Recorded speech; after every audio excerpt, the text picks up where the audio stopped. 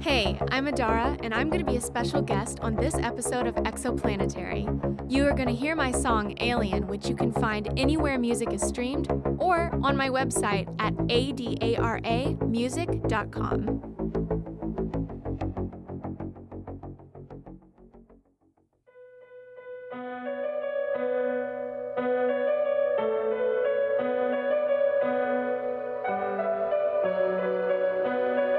Exoplanetary, the adventures of the spacefaring Wolverton family and their friends far in the future.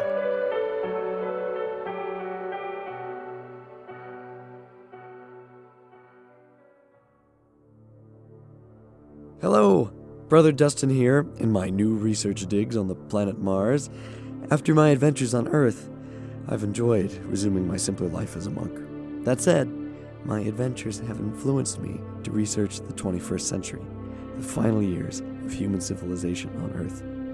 In studying the period, I've stumbled onto something quite unexpected. It's a moleskin notebook. Every page is filled with careful handwriting. It's beautiful penmanship. The first pages have to do with the end of a very unhappy relationship. Sad stuff.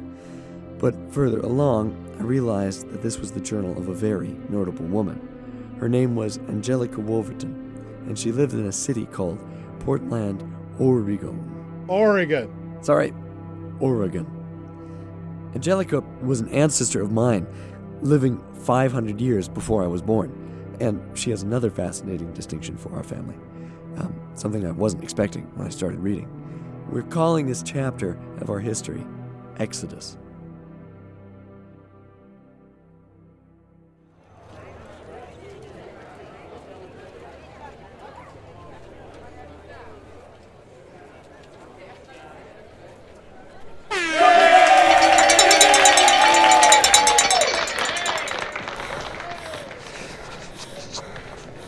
Every time I run a marathon, I tell people that I think it'll be my last. But this will definitely be my last. As I move through the throng of straining muscles and tendons, each of us pacing ourselves, each of us struggling to endure, I think about how tired Portland has become. It hasn't rained in 3 months. That used to be something we noticed. It's no longer possible to tell the destitute from the people with jobs and homes. Everyone's shoes are years old, almost as worn out as we feel. Mile 3, I pass by a storefront on fire. I remember when there was a vintage clothing shop there. Mile 7, I see an abandoned high school that's now full of squatters. Mile 12, I see a food truck on its side in the middle of the road. Mile 20, I see chain link fence surrounding the yard of the first house I drafted. Nothing left of it but a pile of debris. At the end, I drink a cup of water and a man hands me a silver blanket. Angelica? Right. Might not be time to talk. No, I could talk. I'm exhausted, but yes, talking. Let's do it. Yes, you probably don't remember me, so I'll just... I took a deep breath, bent over to let some blood rush to my head, and when I came back up, he was gone. Another face in the crowd. You have one unheard message. First unheard message sent yesterday at 7:15 p.m. Watched the live stream of the race, sweetie. Good job. Couldn't pick you out, but I'm sure you did great. Was wondering if you got that book I sent you. I think there's something to alien abduction, don't you? I think it happened to this gal I used to date. One of those Men in Black things. The real Men in Black, not that Tommy Lee Jones stuff. Anyway, your mom and I are real proud. Love you. Bye. End of message. To delete this message, press 7. Message deleted. End of messages. Check erased messages. Press 1-9. It's been 20 years since I left Echo Bay. I left with the teenagers' notion that everyone there had tiny minds and that I was so much smarter and special and would find my people among the great cities of the world. I found out that it doesn't matter what size your mind is. This world can be impoverished when it comes to compassion, or any of the other things we need from other people. I've been humbled enough by my life to know that I'm sometimes an offender. This is what happened with me and Ken. He thought that moving north would solve things, that there might be something like a hospitable climate up near the Yukon. But what would there be up there for me? I'm an architect. I design huge luxury homes and skyscrapers. People don't need those in America. Not anymore.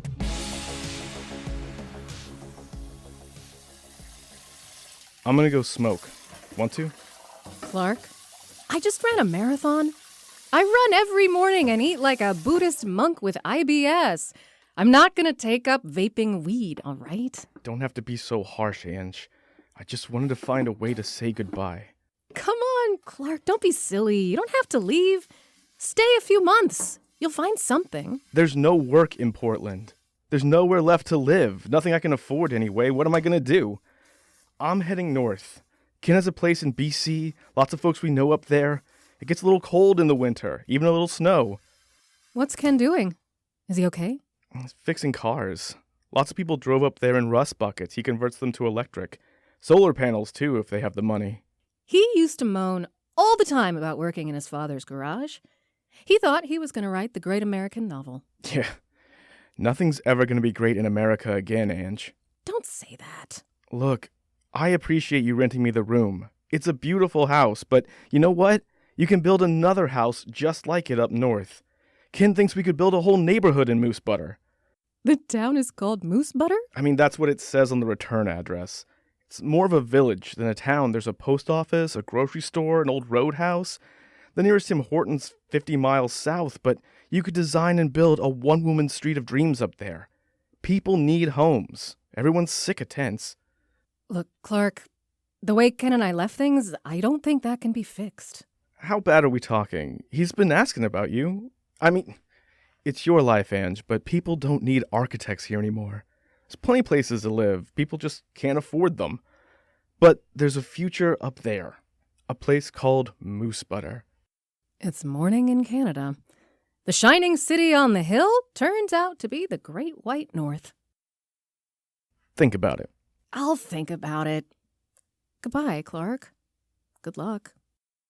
Good luck, Ange.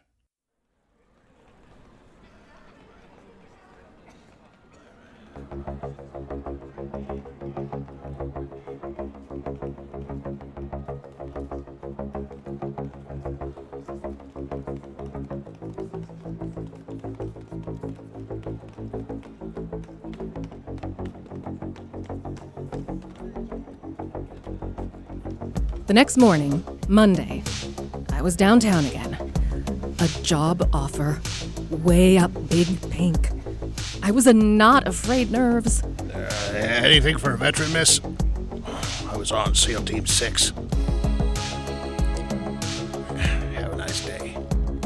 He looks old enough to be my father. Downtown gets cleaned out every Thursday night. The police come through with riot gear and wave cannons. They can't waste the water, so they use giant magnets to push the homeless. As I'm escorted up the elevator, I'm second-guessing my proposal. Too ostentatious? Too many classical features? Too pretty for this misbegotten time and place. But then, I step into his office, and I see him. Angelica, so good to see you again. You're the man from the marathon. I didn't catch your name. Dallas Kimball. Dallas Kimball. I know that name. I sat across from you in Mr. Clark's science class, freshman year. In Echo Bay. Whatever happened to you? You had that big family with like 20 sisters. Well, 3 sisters, actually. Growing up, it felt like 20, you're right about that. We moved back to Provo that year. I finished school in Utah, BYU. So, you're back in Oregon. Yeah, for a while anyway. The boss lives in Portland, so it's helpful to be based here. My family's back in Utah. And who is... Actually, I hate to cut this short. I've got to catch a plane. But I wanted to tell you personally, as a courtesy. Oh, look, I appreciate that. I really do. And it's nice to see you again after all these years. But I understand if you aren't looking for this sort of... The boss loved the proposal. He wants you to get to work right away. He what? What? Which one? All 3, actually. All 3? Yes. We're planning on building in Portland, Seattle, and Salt Lake City right away. He was keen on your efforts because you can draft by hand, pen and paper. No computers? That'll take forever. Yes, I understand. We're hoping that the compensation will be enough to make up for that. It was a cashier's check for $7 billion. Not as impressive as it might have been before the great crash of 2022, but still nothing to sneeze at. I hope that's sufficient. It's a freaking miracle. I'm glad to hear that. It was so good to see you again. I'll be in touch this week. Yes, thank you. Oh, yes, thank you. Yes, hug nice, please. Sorry. Have a nice flight, Dallas. It wasn't until I was all the way down the elevator that I realized I hadn't asked Dallas why he was at the marathon.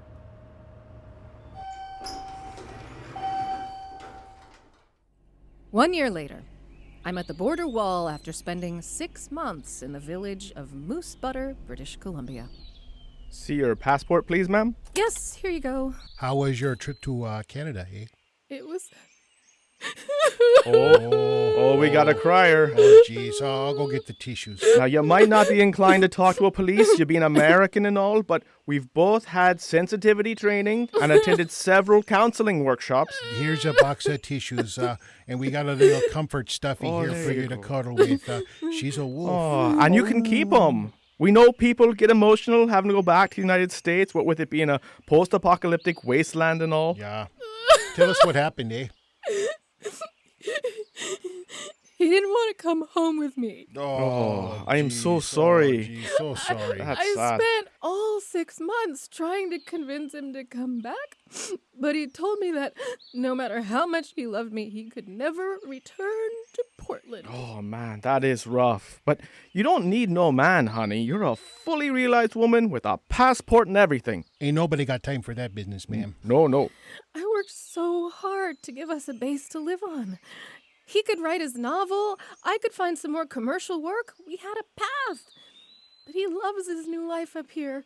He said that he's needed up here. I'm gonna have you step out of the vehicle, please, ma'am. What did I do? Oh, nothing, ma'am. I just wanted to offer you a comforting and encouraging hug.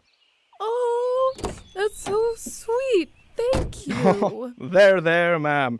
Hey, get in on this. Group hug it, Mountie. Oh, you betcha. Let's hug it out. Oh. Thank you, guys. I just put so much hope on reconciling with Ken, but I suppose that it wasn't to be. Did you think about staying up here with him? No. Why not?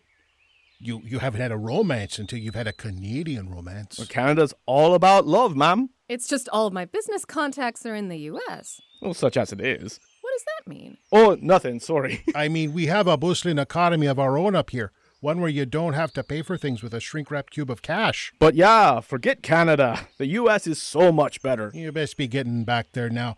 Visa's expired and all that. Yeah. Thanks. Have a nice stay. Oh yeah, have a nice day. Bye-bye.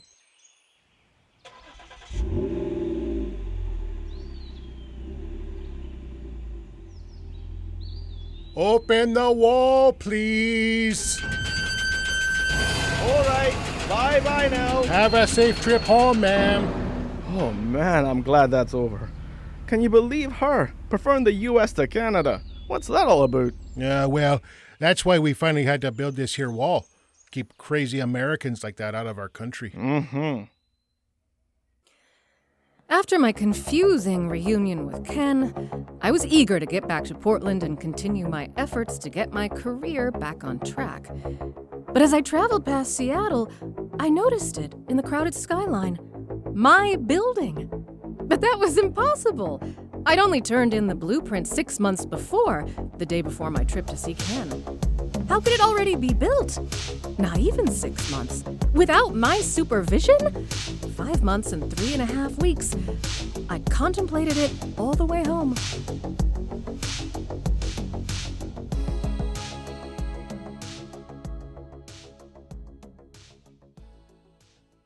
You have one unheard message.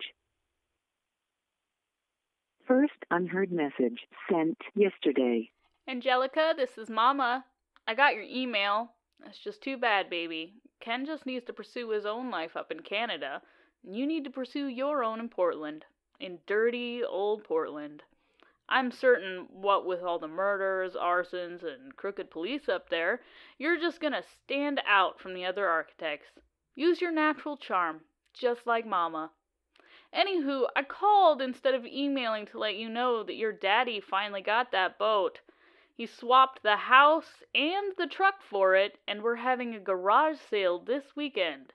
Everything that we don't need on the boat. It's funny you were just in Canada, and we're thinking of docking up near Victoria, BC. We'll be in touch when we get there. Love you. Don't get killed in Portland. Bye. End of message. To delete this message, press 7. Message deleted. End of messages. Check erased messages. Press 19. 2 days later, I braved my way downtown, and I saw it standing there, casting an imposing shadow over the Union Bank Tower. My building, just as I had designed it. No signs of the block as I had known it. No signs of recent construction. Just as if it had always been there. In less than 6 months. Just like Seattle. How was such a thing possible? Here you go. Thank you, miss. Were you around to see this building get built? Well, sure I was. Damn weird stuff. How so? 50-story building doesn't go up in 2 weeks. 2 weeks? Yeah, definitely a rush.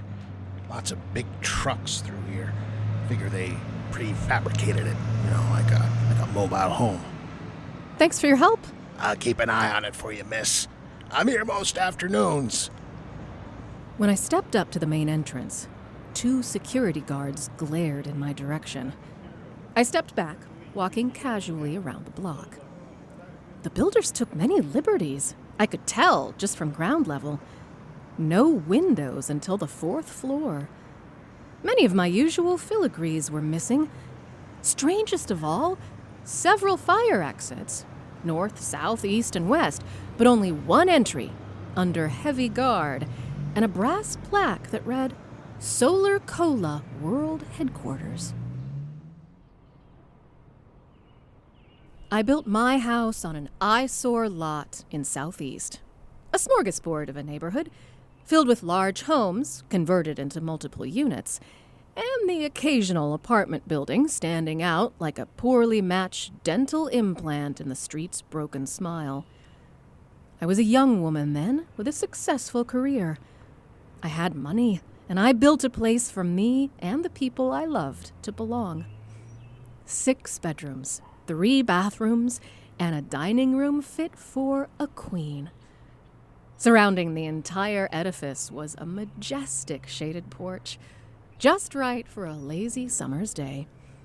At least before the scorching summers of my youth gave way to the season of wildfire smoke and nearly boiling pavement. On that majestic porch was an equally regal porch swing.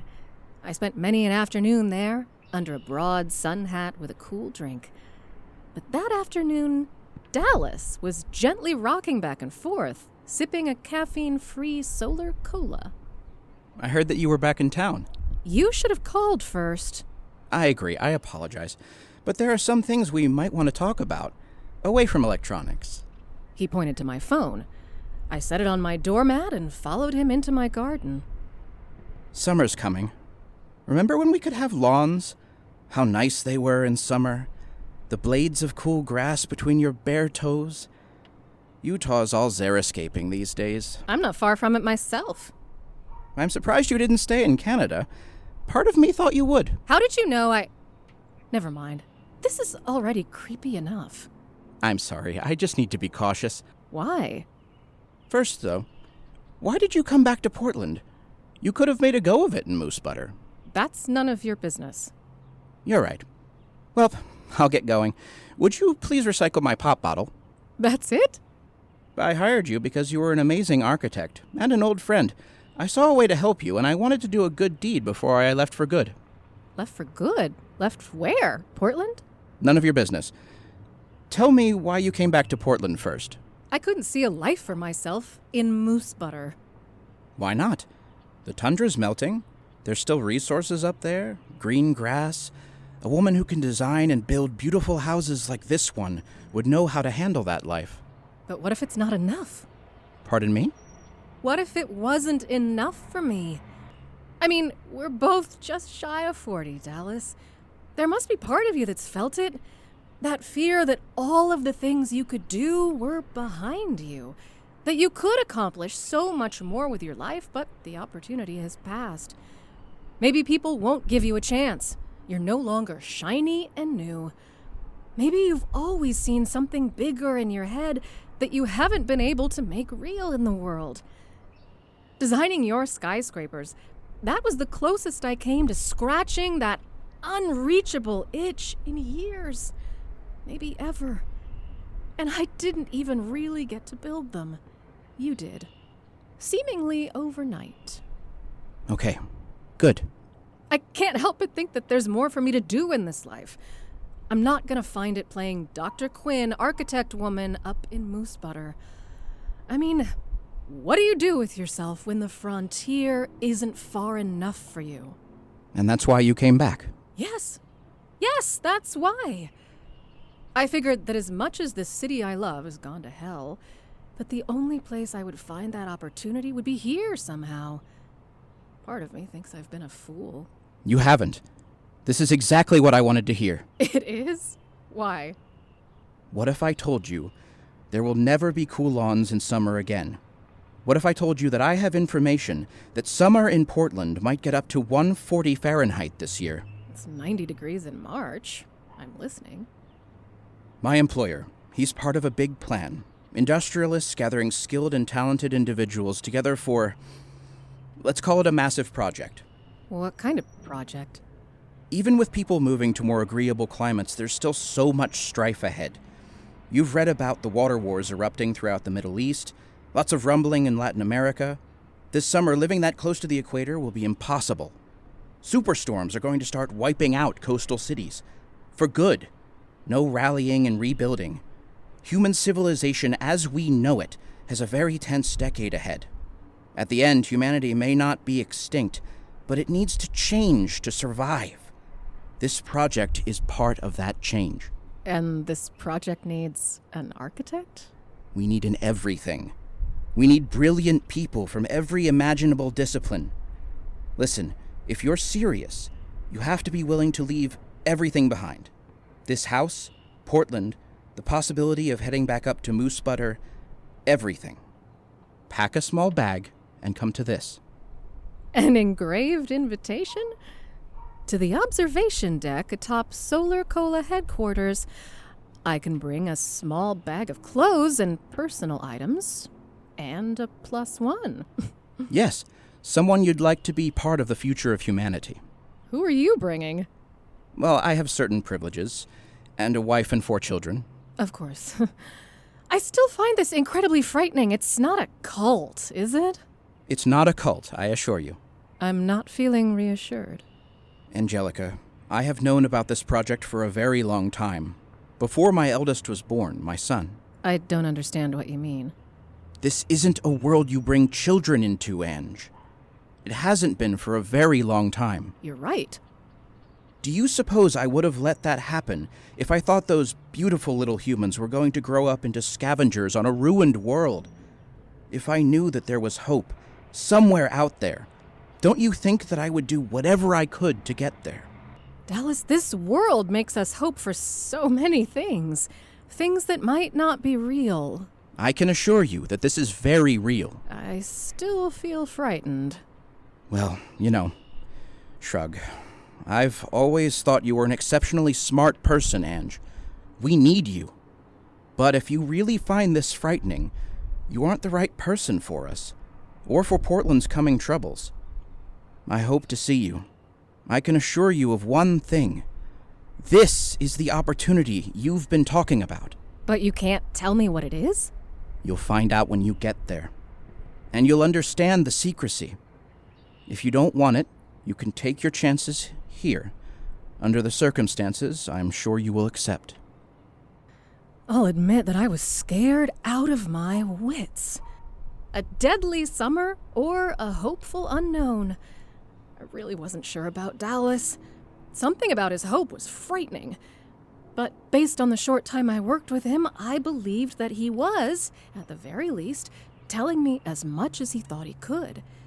But what was this future? A sealed dome? An artificial island? Maybe something under the ocean? I puzzled about it anxiously all week. On the appointed day, I stood in front of Solar Cola headquarters. I was nervous, but I RSVP'd, so I felt obligated to at least make an appearance. I spotted a familiar face and beckoned him to join me. Hey there. What's with all these glad rags? Have anything to do with why the cops closed off downtown? Going to a party. Never coming home. Interested? You for real? See across the street there? People are heading in. The great and good of Portland. Intelligent folks with so much to offer, and I've been invited to join them, and I can't help but feel that I don't belong. Why not? You're as important as anybody else. Thank you. I'm Angelica, by the way. Frank. We should go up, Frank. Show the upper class how to party down. Probably end up in a pie fight. That's what always happens in the movies. Come on, let's get over there. Wow. These are some really fancy people. I think that's Tracy Berry. She used to read the news. I used to watch her every day. Sweet. Keep cool, Frank. Security. Hi. Angelica Wolverton with my +1.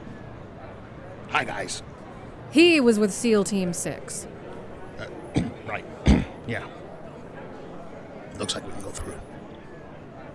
Were you really with SEAL Team 6? Does it matter?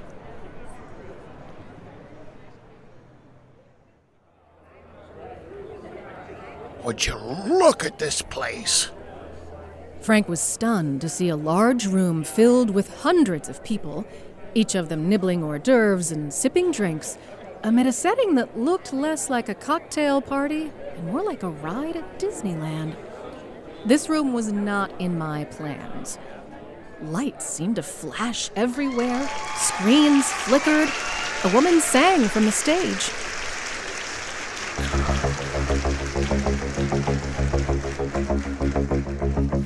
Can't breathe, I'm losing all of my air.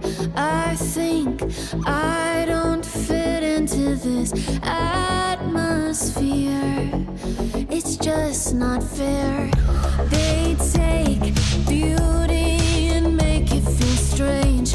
Empty their souls with only a name. Oh, what a shame. Strangers, we're out of place. It makes my heart break. I know you feel the same. I'm just an alien.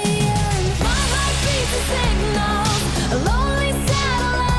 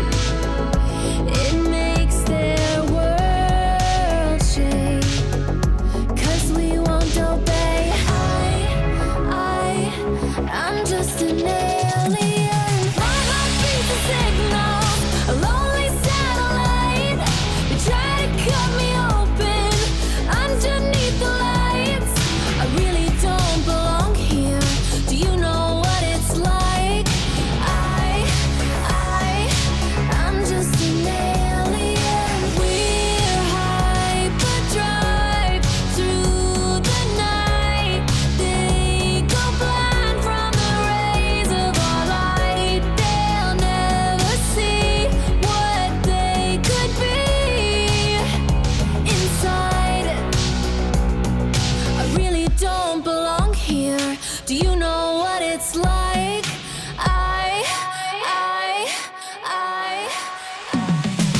My heart beats a signal, a lonely satellite. They try to cut me open underneath the lights. I really don't belong here. Do you know what it's like? I'm just an alien. I'm just an alien. I'm just an alien. I'm just an alien.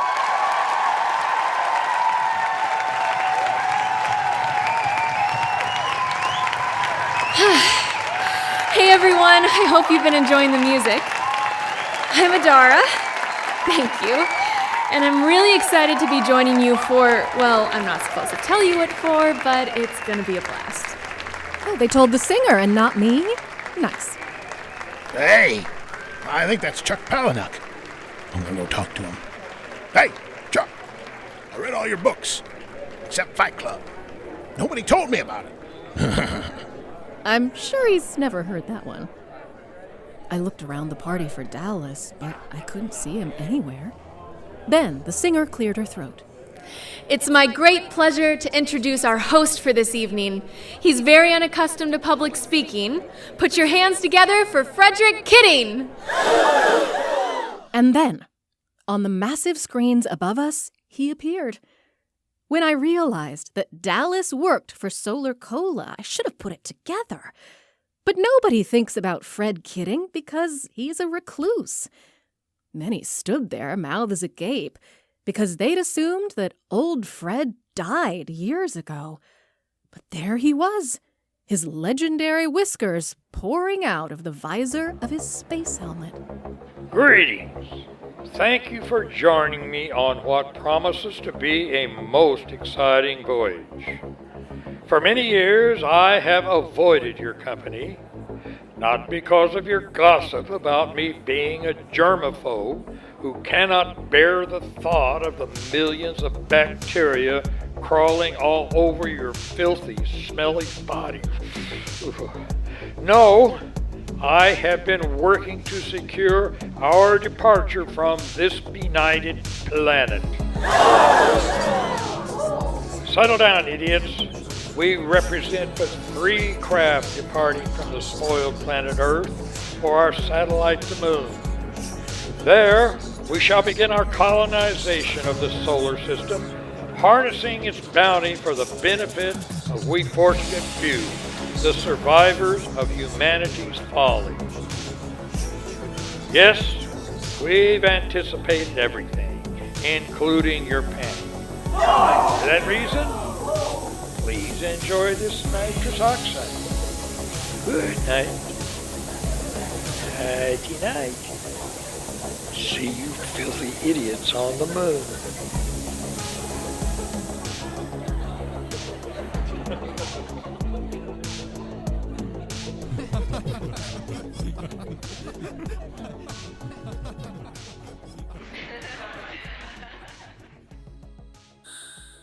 I awoke, improbably, in a spacesuit. A glass bubble surrounded my head. I could see that my fellow revelers had also been equally attired. Each of us lined up against the walls of the massive room. It reminded me of a ride at the state fair, which would spin at incredible speeds, letting the screaming people lift into the air. Are you awake? You? The singer? I'm Adara. I'd shake your hand, but we're strapped in. Nervous? Incredibly. Don't worry. You'll love space. I'm from there. Just relax and enjoy the ride. Right. Thanks.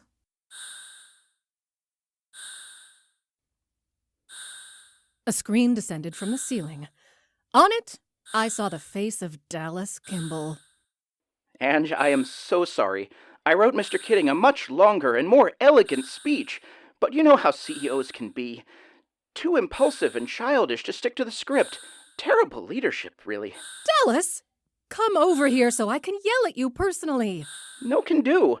I'm in the same situation you are, in a rocket in downtown Salt Lake City, with my wife and kids. My God, Dallas! I cannot go to the flipping moon.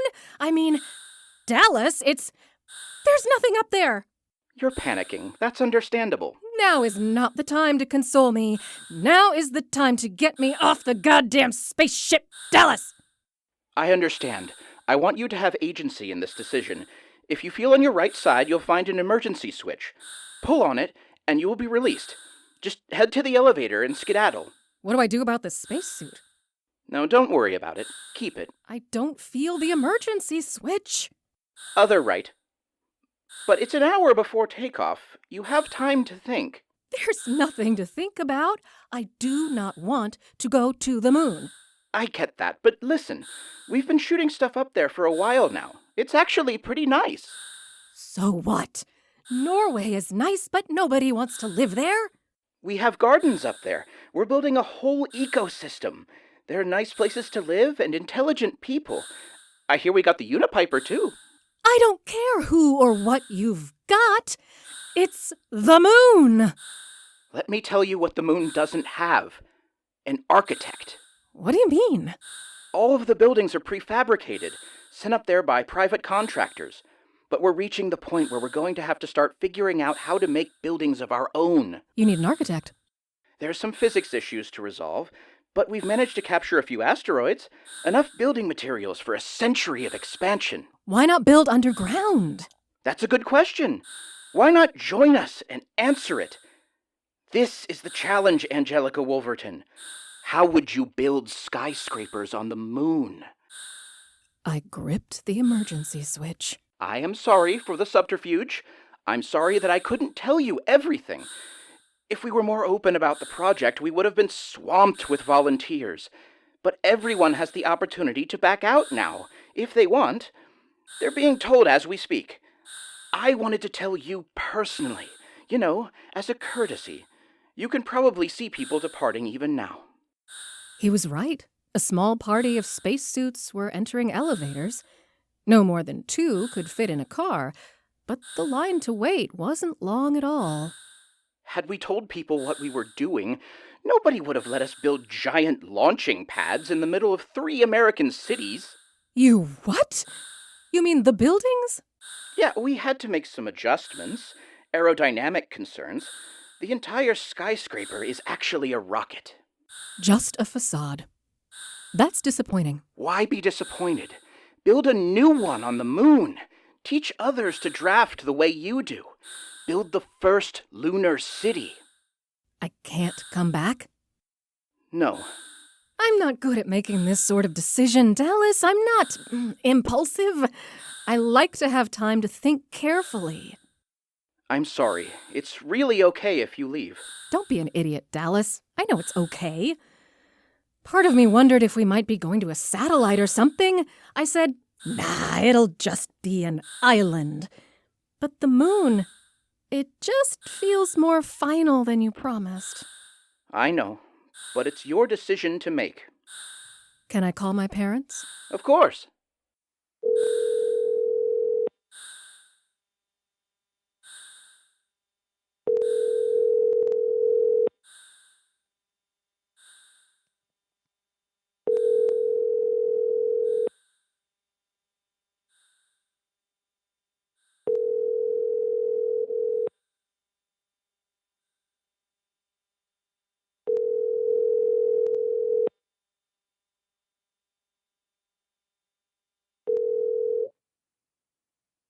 Please leave your message.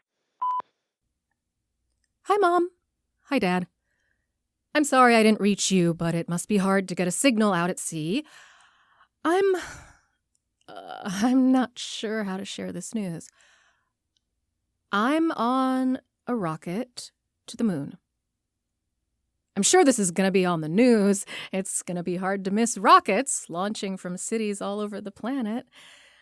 But it sounds like I have a pretty secure job up there. Only architect for hundreds of thousands of miles. I just wanted to apologize for everything. Echo Bay was always too small for me. Thinking about it now, it's possible that the planet was too small for me too. Or maybe too crowded. I don't know. That won't be a problem on the moon. I'm sorry if you ever felt that I was avoiding you or keeping you at arm's length. You raised me to believe that I was an exceptional person, and I'm not sure that I fully believed it until today. I let my ambitions and my anxieties become crossed wires, and I think it made me a difficult person to love. And it broke me. God, it broke me in every way but killing me. But you both loved me anyway, and I appreciate that more than I can say. I'm not sure this is going to make any sense, really, but thank you. Thank you for encouraging me and giving me a good home and making it so I could reach this day. Stay safe and know that even if I found it hard to say, please know that I loved you and that I'm fine and I'm on the moon and I love you to the moon and back. Goodbye.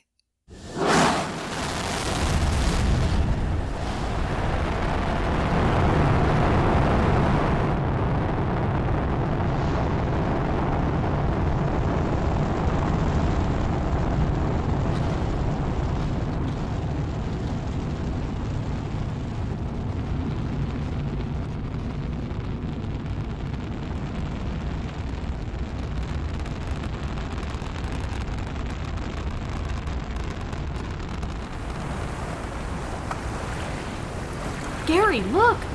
Well, I'll be damned. I guess we timed it just right.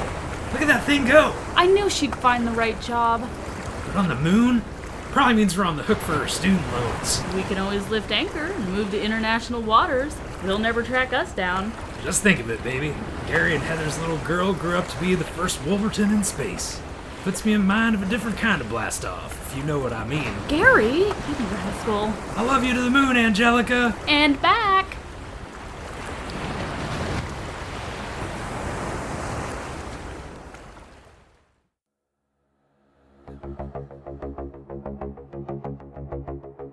The first Wolverton in space. The journal continues for quite some time, actually, but in terms of this adventure, it ends with a brief passage. From space, the Earth doesn't look like it's in much trouble. It looks blue and green and at peace. Very deceptive advertising. But from here, as I float and crowd around the viewports, the moon looks every bit like the rugged frontier I have been promised. Every now and again, I have a moment that I think is anxiety, where I don't know how I'm going to survive. Then I take a deep breath and realize that isn't fear, but excitement. I've been given the opportunity I hoped and prayed for all these years. An entire globe of my own to shape, a challenge to test any imagination. I will rise to it.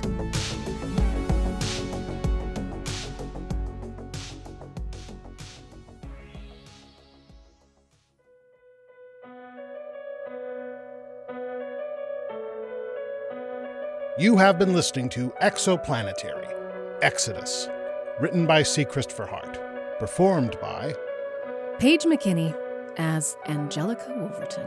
Kyle Stroud as Dallas Kimball. Jacin Harter as Clark and Mountie 1. Danger Marshall as Gary Wolverton. Brooke Higgins as Heather Wolverton. Chester Hope as Mountie 2, Connor Hearne as Frank, Bill Terry as Fred Kidding. Bobby Eversmann as Brother Dustin. Special guest star Adara as herself. produced by C. Christopher Hart. Music provided by Jacob Jansen. Sound effects by Danger Marshall. Thanks to Adara for providing Alien, now available wherever music is streamed. This play, the characters, situations, and associated intellectual property, copyright 2018 and 2019 by C. Christopher Hart, all rights reserved. Recorded at the Willamette Radio Workshop in sunny Portland, Oregon.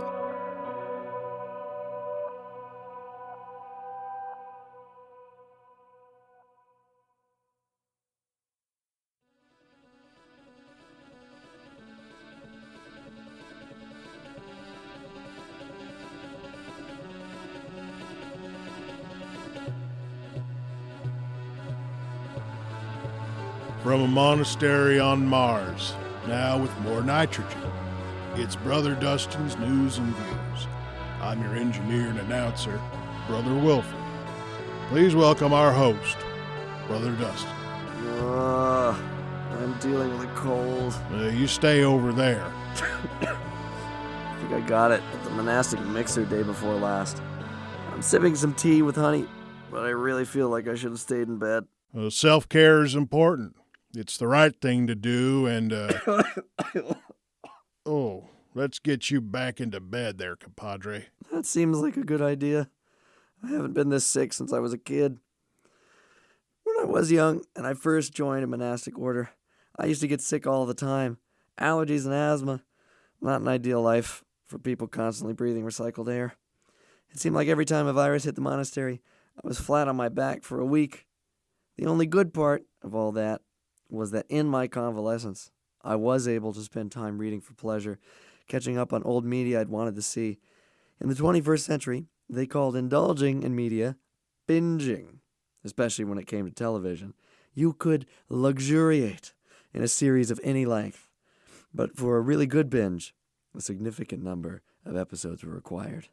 I think that I might take some time and binge one of my favorite audio dramas, a show that creates and sustains a large and thriving community within its borders, and one that reminds me that human society is a complex and rich tapestry of personalities and viewpoints. It's a show that could teach us much about how to conduct ourselves in the present day. The 26th century has cast aside some of the aspects of life in the 21st. We have no democracy. We have no government. This show teaches us that while these ideals are difficult, they can be worthwhile when we participate and make them work. I will tell you more about this incredible audio drama after a brief commercial message from Brother Wilford. Home security is no laughing matter, but wouldn't it be great if it were? Acme security devices are a series of modular additions to your existing home security system that allows you to watch as intruders, solicitors, and unwanted visitors and family members are subjected to a hilarious, humiliating, and aggressive repelling. You could choose from options like giant mallet, trap door, ejection platform, pile of rotting vegetable waste, or enormous boxing glove. Use our promo code ROADRUNNER for extra savings.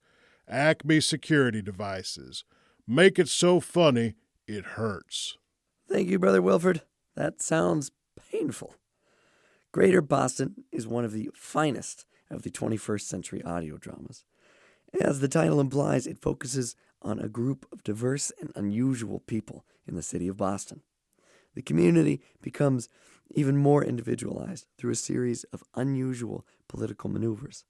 The theme of the series include how we define community, housing, family, life, death, and conveying sandwiches via pneumatic tube. I wish I had a sandwich tube. I wish I knew what a tuna salad tasted like. I wonder how you would rig up a pneumatic tube. I've gone through all of Greater Boston a few times. It's a good binge. It makes me think about how I could create a better community of my own, and about how it might be possible to bring people together to make the world better. All of the worlds. One of the things I like about the show is that even if the characters' plans go awry, which happens often, the protagonists try again, remaining dedicated to their goals and ideals, whatever they may be. Of course, there are heroes and villains in this story, and the antagonists are every bit as tenacious. You will enjoy all the characters. My favorite Greater Bostonian is named Mallory. I have an interest in the linguistics of the 21st century, and through Mallory, I am confident that I have learned all of the swears. Greater Boston is written by Alexander Danner and Jeff Van Driesen. You can find them at www.greaterbostonshow.com. Me, you can find sipping vitamin water and relaxing in my cell. I'm a little talked out, guys. See you next time.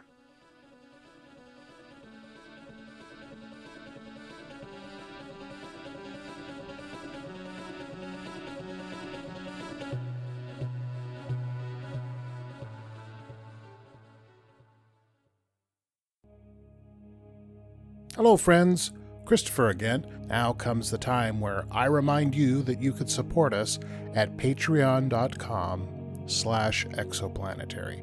Now, if you want to hear these episodes earlier, as well as a bunch of neat stuff like our recent 3-part miniseries of minisodes, you can find that stuff at our Patreon. The money is very helpful.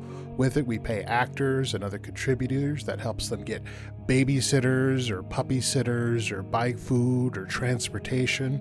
Not all of us have time travel devices.